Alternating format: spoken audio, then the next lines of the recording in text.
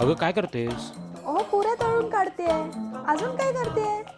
कच्च्या पुऱ्या खायला देणार आहेस? आज ना खूप आठवण येते ग. कुणाची हो कुणाची? हम्म. काही हा. मी कुठे काय म्हणाली? चोराच्या मनात चांदणं. उगाच वेगळा विचार करू नकोस. माझी आवडती गोष्ट मिस करतोय मी आणि तू माझी टेर खेचतेस. सॉरी बोला पटकन. कोणाची आठवण येते? प्रॉमिस कर, हसणार नाहीस. नाही, मुळीच नाही. पाणीपुरी. पाणीपुरीची? ह्या लॉकडाऊन मध्ये मी पाणीपुरी कुठून आणू? पाणी देऊ शकते, पण पाणीपुरीच्या पुऱ्या कुठून आणू? असं काय करतेस? आठव, गेल्या लॉकडाऊनला पाणीपुरीच्या पुऱ्या केल्या होत्यास घरच्या घरी. हो, आणि त्या सगळ्यात तुम्हीच फस्त केल्या होता. एवढा राग आला होता सांगू, पण जाऊ दे. बनव ना पुऱ्या, परत मी ठेवेन तुझ्यासाठी खायला. ओके ठीक आहे. चला करूया सुरुवात पाणीपुरीच्या पुऱ्या करायला. 1 वाटी बारीक रवा घेऊयात. जाड रवा अजिबात घ्यायचा नाही आहे.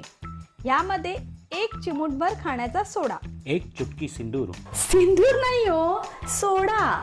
1 चुटकी सिंदूर की कीमत तुम क्या जानो रमेश बाबू. वो पुरियों को फुगाती है.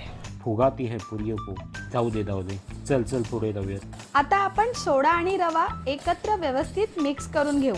आणि इकडे एकीकडे 2 चमचे मोठं तेल गरम करायला ठेवलंय. अंदाजे जर 1 किलो रवा असेल तर 200 ग्राम तेल आणि 1 ग्लास पाणी गरम करायला ठेवूयात. तेल गरम झाले. गरम तेल रव्यामध्ये घालूयात. एकदम कडकडीत गरम असले पाहिजे हा तेल. मी हातानेच मिक्स करून घेते. थोडंसं चटके लागत आहे, पण ठीक आहे, कारण गरम तेल आहे ना. तेल मिक्स झाले की आता मी गरम पाणीही आपल्या अंदाजाप्रमाणे मिक्स करून घेते. रवा पाणी पितो. काय म्हणतेस? रवा पाणी पितो? मला वाटलं मीच पाणी पितो. रवा पाणी खेचून घेतो. वा, छान आयडिया आहे. चला पुढे. रव्याचे पीठ मऊसर मळून घेऊया.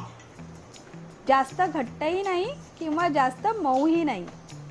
जर पीठ लाटताना तुम्हाला जास्त नरम वाटत असेल तर 2 चमचा मैदा पीठ घालून पीठ परत मळून घ्या आणि 10 मिनिटे बाजूला ठेवा आणि पुऱ्या लाटायला सुरुवात करा. मळलेल्या पिठावर ह्या अशा प्रकारे आपण टिश्यू पेपर ठेवून घेऊ. त्याने एक्स्ट्रा जे तेल आहे ते टिश्यू पेपर सोक करून घेईल. 10 मिनिटे आराम करूयात आता आपण. 10 मिनिटे झाली की लाटूयात.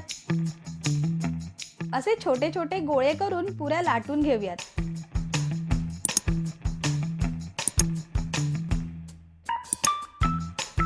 पुऱ्या तळण्यासाठी तेल ठेवलंस की नाही? हो, ठेवूयात तेल गरम करायला. तुम्ही नसाल तर माझी रेसिपी कशी होईल देव जाणे. हो ना, म्हणून तर असतो मी तुझ्यासोबत आठवण करून द्यायला.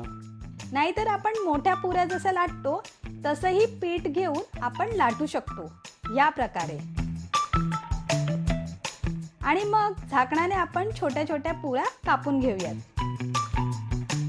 आता पुऱ्या तळूयात. एक एक करून पुऱ्या तळायला तेलात हलगत सोडून देऊया. बघा,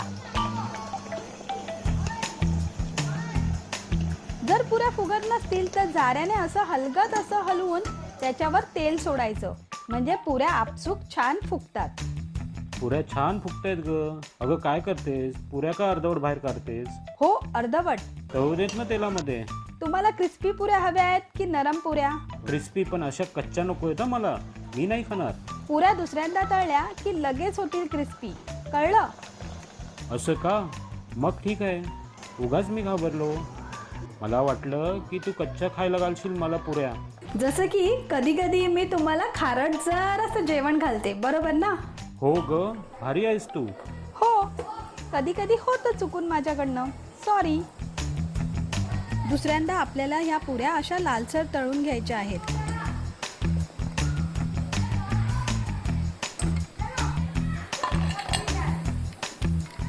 चला पहा हा फरक. ह्या अगोदर तळलेल्या पुऱ्या आणि ह्या दुसऱ्यांदा तळलेल्या पुऱ्या आहेत की नाही क्रिस्पी? मग आता नेक्स्ट काय? पाणीपुरीची पार्टी. हो चालेल, या पाणीपुरी खायला सगळ्यांनी. पुऱ्यांचा क्रिस्पी असा आवाज येतोय. अशा या क्रिस्पी पुऱ्या तुम्हालाही घरच्या घरी करायच्या असतील तर हा व्हिडिओ पूर्ण नक्की पहा आणि Parab kitchen like, share, subscribe करायला विसरू नका. धन्यवाद.